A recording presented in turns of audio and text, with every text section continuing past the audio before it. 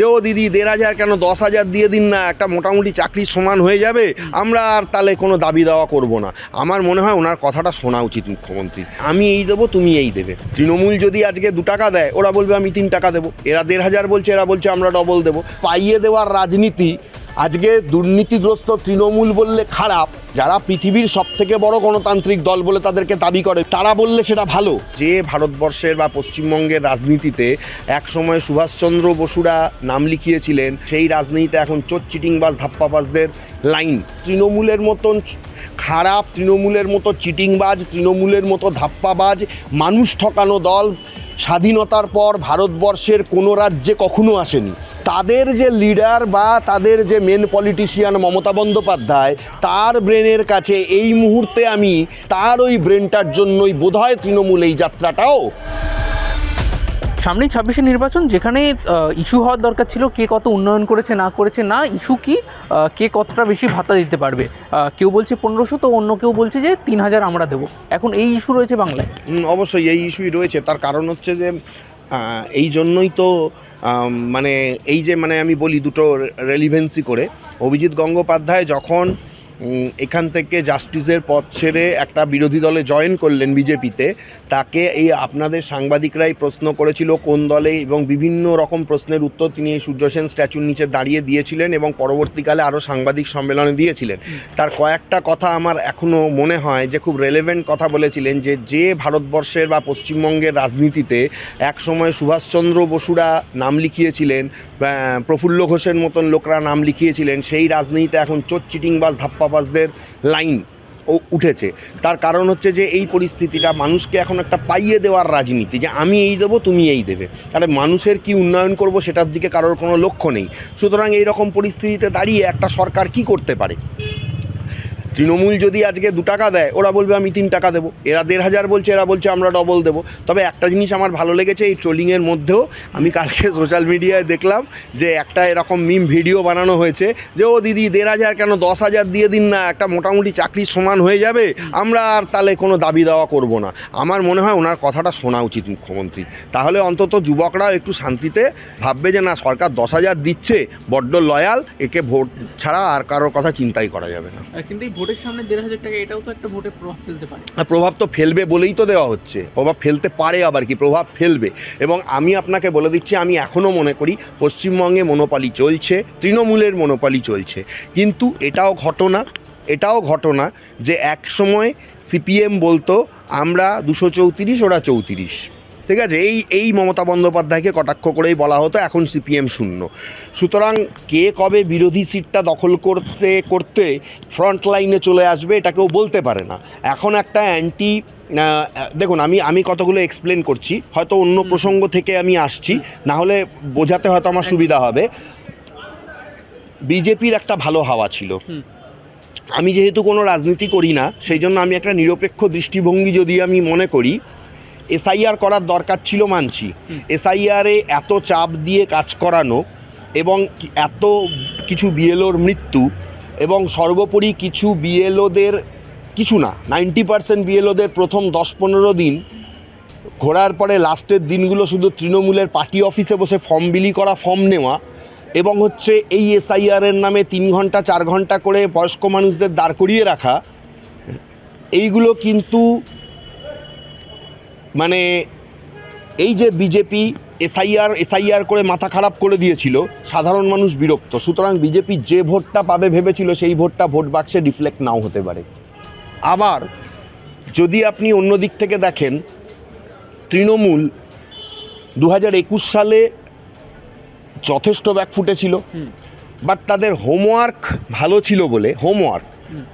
ছিল বলে তারা কিন্তু সসম্মানে উত্তীর্ণ হয়ে যায়। 2024 সালে প্রতিটা ভারতবর্ষের মিডিয়া, এবং পশ্চিমবঙ্গের তো কোনো মিডিয়া বাদ ছিল না, যদিও তাদের নিজস্ব মিডিয়া ছাড়া, সবাই বলেছিল লোকসভা ভোটে পশ্চিমবঙ্গ থেকে তৃণমূল 10-12টার বেশি আসন পাবে না। সেখানে সবাইকে অবাক করে দিয়ে বিজেপি 18 থেকে 12তে নেমে গেল, এবং বাকিগুলো সব তৃণমূল পেয়ে গেল, বা কংগ্রেস একটা পেয়েছে, আর বাকি সব তৃণমূল নিয়েছে। এইবার যে অ্যান্টি তৃণমূল যে হাওয়াটা আমি আপনাকে বলছি ভোটের রেজাল্টে এটা সম্পূর্ণ উল্টে গেলেও আমি অন্তত অবাক হব না। তৃণমূলের হোমওয়ার্কটাই এই রকম, মমতা বন্দ্যোপাধ্যায়ের হোমওয়ার্কটাই এই রকম। এবং রাজনীতির ক্ষেত্রে দুটো কথা খুব প্রচলিত আছে, এক হচ্ছে লিডার, একটা হচ্ছে পলিটিশিয়ান। মমতা বন্দ্যোপাধ্যায় কতটা লিডার আমি জানি না, হয়তো লিডারশিপ কোয়ালিটি তার মধ্যে রয়েছে বা কতটা আছে, বাট আ পলিটিশিয়ান এই মুহূর্তে মমতা বন্দ্যোপাধ্যায়ের যা ব্রেন, আমি মনে করি সারা ভারতবর্ষের নিরিখে, কেন আমি বলছি সুপ্রিম কোর্টে তিনি যা করেছেন সুপ্রিম কোর্টে তাবড় কেন, আমি একজন অ্যাডভোকেট, সুপ্রিম কোর্টে আমারও অনেক দাদা বন্ধু কলিগ দিদিরা রয়েছেন, এবং সুপ্রিম কোর্টে কোনো সিনিয়র অ্যাডভোকেট বা কোনো সিনিয়র ব্যারিস্টার তারাও বলতে পারছেন না যে বিগত 50 বছরে সুপ্রিম কোর্টে এরকম ঘটনা ঘটেছে কিনা যে একটা রাজ্যের মুখ্যমন্ত্রী তিনি নিজে জনগণের হয়ে সওয়াল করছেন। হয়তো তিনি জিততে পারেন, হারতে পারেন, পরবর্তীকালে তার কেসটা ডিসমিস হয়েছে এবং তার কেসে তিনি যা চেয়েছিলেন তার এগেনস্টেই রায় গেছে। কিন্তু এই যে তিনি এইটা করে দিলেন, মানুষ দেখলো যে মানুষের জন্য তিনি এখনও লড়াই করছেন এবং তিনি জনগণের জন্য লড়াই করছেন, যদিও তার পিছনেও অনেক কেস রয়েছে। কিন্তু এই জিনিসটা চাওয়ালা প্রধানমন্ত্রী কিন্তু এখানে পশ্চিমবঙ্গে 50টা করে সভা করে গেছে 2021 থেকে, এটা মনে রাখতে হবে। 30টা কখনো 50টা টেক্কা দেবো বলে, টেক্কা তো দিতে পারেনি, ওইটাই আমি বলছি। কিন্তু এইখানেই মাস্টার স্ট্রোক। আমি শুধু এই জিনিসটাকে তুলে ধরছি যে উনি প্রথম থেকেই বলেছেন উনি আইনজীবী, এবং ভুলভাল ইংরাজি বলেও হচ্ছে সুপ্রিম কোর্টে তিনি সওয়াল করেছেন, সুপ্রিম কোর্ট সেটা শুনেছে। এইটা কিন্তু একটা বিশাল বড় মাস্টার স্ট্রোক। যিনি বলে এসেছেন আমি চাওয়ালা, তিনি সুপ্রিম কোর্টে গিয়ে ওনার সওয়ালের এগেনস্টে সওয়ালটা করতে পারবেন না, তাকে অ্যাডভোকেট দিয়ে সওয়াল করতে হবে। এই জায়গায় বিজেপি কিন্তু টেকনিক্যালিভাবে কিছুটা পিছিয়ে গেল বলে আমি অন্তত মনে করি। প্রধানমন্ত্রী এই জায়গাটায় টেক্কা দিতে পারবে না, এটা একটা মাস্টার স্ট্রোক। দ্বিতীয়, আমি আপনাকে বলছি এই যে পাইয়ে দেওয়ার রাজনীতি আমার ক্ষেত্রে ভালো, অন্যের ক্ষেত্রে খারাপ, এটা তো বিজেপি বলছে। তাহলে বিজেপি কেন বলছে যে আমরা 3000 দেব?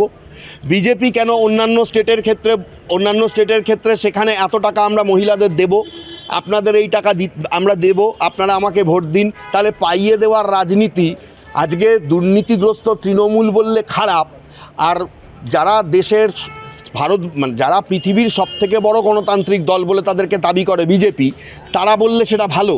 এটা তো হতে পারে না। আবার আরেকটা দেখুন, নারদার কেস খাওয়া চোর শুভেন্দু অধিকারী, যার নামে সিবিআই এর কমপ্লেন রয়েছে, সে আজকে বিজেপিতে গিয়ে সেই কেস ধামাচাপা পড়ে গেল। আর অনুব্রত মণ্ডল, আমি বলছি না যে সে ধোয়া তুলসী পাতা, তার সুপ্রিম কোর্টের জাজমেন্টটা আপনি যদি দেখেন বা অর্ডারটা দেখেন, যেটাতে উনি বেল পেয়েছেন প্রথমে ইডির কেসে, যে একটাও গরু পাচারের কেস 2.5 বছর ধরে প্রমাণ করা যায়নি, একটাও কয়লা পাচার থেকে টাকা তার কোনো অ্যাকাউন্টে ঢুকেছে প্রমাণ করা যায়নি। প্রমাণের অভাব এবং চার্জশিট দিয়ে দেওয়ার জন্য প্রায় 1 বছর আগে তাকে বেল দিল কোর্ট। তাহলে এইটার এগেনস্টে ইডিআই বা সিআইডি বা সিবিআই, যাই হোক, সুপ্রিম কোর্ট যেহেতু অর্ডার দিয়েছে, ডিভিশন বেঞ্চ বা লার্জার বেঞ্চে গিয়ে বেল রিজেক্ট করার কথা ভাবতে পারতো, আমরা তাদের সেরকম কোনো দেখিনি। সুতরাং এখানে রাজনীতির খেলাটা কিন্তু অনেক বড়, অনেক ওয়াইড, আমি এটাই বলতে চাইছি। তৃণমূল এগিয়ে আছে বিজেপির তুলনায় বেশ কিছু জায়গায় অবশ্যই। এবং আমি আপনাকে বলছি, এই এসআইআরের চক্করে মতুয়াদের যে অবস্থা, মতুয়াদের সিটটা না হাতছাড়া হয়ে যায় বিজেপি তো হিন্দু ভোটটাই তো তাদের মেন অ্যাসেট। মতুয়াদের সিট যদি হাতছাড়া হয়ে যায় তাহলে কিন্তু বিজেপি একটা জেতা সিট হারিয়ে যাবে। এবং আরও একটা বিষয় রয়েছে, বিজেপির অন্দরে যেভাবে গণ্ডগোল, আজকেই আমার কাছে হোয়াটসঅ্যাপে মেসেজ এসেছে যে বিজেপির সাউথ 24 পরগনার কিছু লিডার তারা মণ্ডল সভাপতিদের মারধর করেছে, এমনকি তার ভিডিও ভাইরাল হয়েছে, তার মেসেজ এসেছে। আরও অন্যান্য জায়গায় গণ্ডগোল, নিজেদের মধ্যে প্রচুর গণ্ডগোল। এত ডামাডোল যে দলে রয়েছে, সেখানে তৃণমূলের একটা ভালো পজিশন আমরা ভাবতেই পারি। তৃণমূলের গোলে বিজেপির গোলে বিজেপি গোল করে দিচ্ছে, একদমই আমার তো সেটাই মনে হচ্ছে। এবং আমার যেটা মনে হচ্ছে যে বিজেপি হয়তো এটা চেয়েছিল, কিন্তু জিনিসটা বুমেরাং হয়ে যাওয়ার সম্ভাবনা রয়েছে। বিজেপি চেয়েছিল যে এসআইআর করে চেঁচাবো, মমতা বন্দ্যোপাধ্যায় এসআইআরের বিরোধিতা করবেন, লাস্ট অবধি অনড় থাকবেন, এসআইআরের কাজ করতে দেবেন না, রাজ্য সরকারি কর্মচারীদের বাধা দান করবেন, ঠিক আছে, সেগুলো হয়েছে, টু সাম এক্সটেন্ট হয়নি। এবং কোনোভাবেই শুভেন্দু অধিকারী বলেই দিয়েছিল 5ই মে পেরিয়ে যাওয়ার পর রাষ্ট্রপতি শাসন হয়ে যাবে, কেউ বিজেপির দিকে আঙুল তুলতে পারবে না যে বিজেপির জন্য, কিন্তু চালটা ছিল বিজেপিরই, ঠিক আছে। কিন্তু বোধহয় সেটা হবে না, সামনের মাসের শেষের দিকে ভোট যদি ঘোষণা হয়ে যায় তখন কিন্তু সেই আবার ওই ক্রিকেট ম্যাচ খেলার মতন ওই মানে বৃষ্টি পড়ে গেল বলে কম ওভারে খেলে জিতে গেলাম ওইটা হবে না, পুরো ম্যাচই খেলতে হবে। সেটাতে বিজেপির সমূহ মুখ থুবড়ে পড়ার সম্ভাবনাটা রয়ে যাচ্ছে। এমনকি 77 থেকে কিছু সিট যদি কমেও যায় 21 সালের থেকে, তাতেও আমি খুব একটা অবাক হব না, কারণ ফিল্ড প্রিপারেশন বিজেপির ভালো নয়, এজেন্ট তাদের নেই, হোমওয়ার্ক নেই।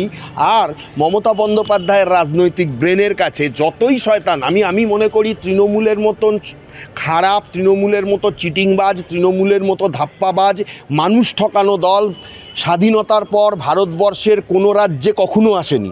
কিন্তু তাদের যে লিডার বা তাদের যে মেন পলিটিশিয়ান মমতা বন্দ্যোপাধ্যায়, তার ব্রেনের কাছে এই মুহূর্তে আমি দেশের রাজনৈতিক ব্যক্তিত্ব নরেন্দ্র মোদী ছাড়া আর কোনো লিডারকে দেখতে পাচ্ছি না, এবং তার ওই ব্রেনটার জন্যই বোধহয় তৃণমূল এই যাত্রাটাও ঠিকঠাক মতন বেরিয়ে যাবে।